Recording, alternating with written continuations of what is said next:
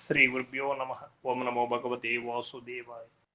Group సభ్యులు అందరికీ హృదయపూర్వక ద్వాదశి వందనములు తెలియచేస్తూ నిత్యము చదువుకున్నటువంటి భగవద్గీత యజ్ఞముల భాగంగా ఈవేళ మనం 10వ అధ్యాయం విభూతి యోగము నుండి 40వ శ్లోకాన్ని పరిశీలన చేసుకుందాం. నాంతోస్తి మమ దివ్యానాం విభూతీనాం పరంతపా येष तूद्देश्यतः प्रोक्तो విభూతేర్విస్తరో మయా.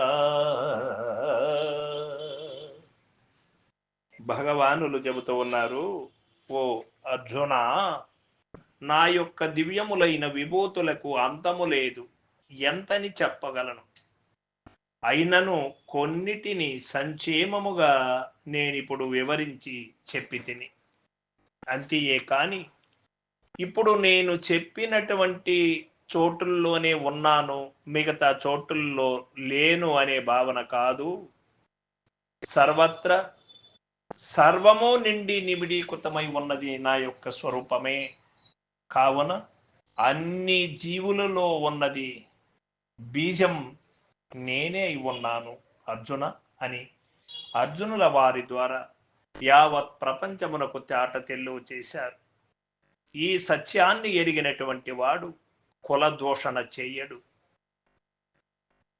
ఎప్పుడు గాని అష్ట మదములకు వశము కాడు, అరిషడ్వర్గములకు వశము కాడు, వీషణత్రములకు వశము కాడు. ఏ దీనికి లోను కాకుండా తాను ఆత్మస్వరూపుడై తానుకు తానుగా నిశ్చింతగా ఉంటాడు. అందరిలో తనను చూస్తూ, తనలో అందరిని చూస్తూ ఏకైక భావము కలిగి ఉంటాడు, నిశ్చయాన్ని పొంది ఉంటాడు. అట్లాంటి వాడే నిజమైనటువంటి నిజ దైవాన్ని ఎరిగినటువంటి వాడు, తన స్వస్వరూపాన్ని తాను తెలుసుకున్నటువంటి వాడు, స్వధర్మం ఏమిటో తెలిసినటువంటి వాడు అని మనకు ఇక్కడ తెలియబడుతుంది. భగవానుడు అనంతుడగుట వలన వారి విభూతులకును అంతముండదు. కావున సంక్షేమముగానిట వివరించి చెప్పబడినది. అనంతమైనటువంటి భగవంతుణ్ణి, అన్లిమిటెడ్ అయినటువంటి పరమాత్మ స్వరూపాన్ని మనకు తెలియని కారణంగా లిమిటెడ్ చేసి ఒక పూజా మందిరముకు పరిమితం చేసి, ఒక ఆలయములోకి పరిమితం చేసి, భగవంతునికి కూడా అవధులు కలిగించి ఈ పరిధి భగవంతుడిది అని మనం నిర్ణయం తీసుకొని ఆ విధంగా మనం ఈ రోజు కూడా నడుచుకుంటూ ఉన్నాం.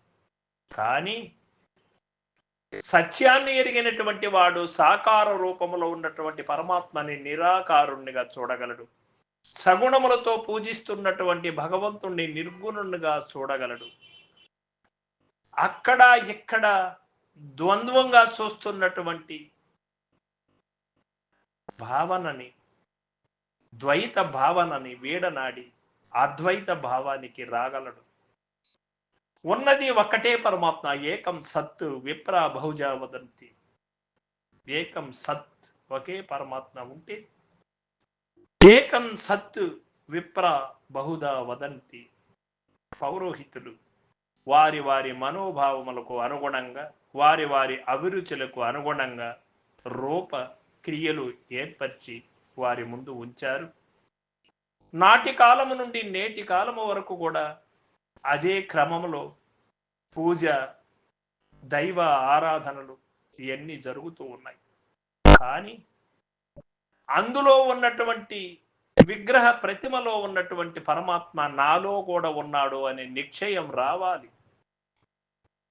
అప్పుడు తనలోకి తాను ప్రవేశించి నిజ దైవాన్ని తనలోనే చూడగలడే కానీ అటు కాకుండా నేను వేరు పరమాత్మ వేరు అనే భావన ఉన్నప్పుడు నేను వేరు ఇతరులు వేరు అనే భావన వస్తుంది.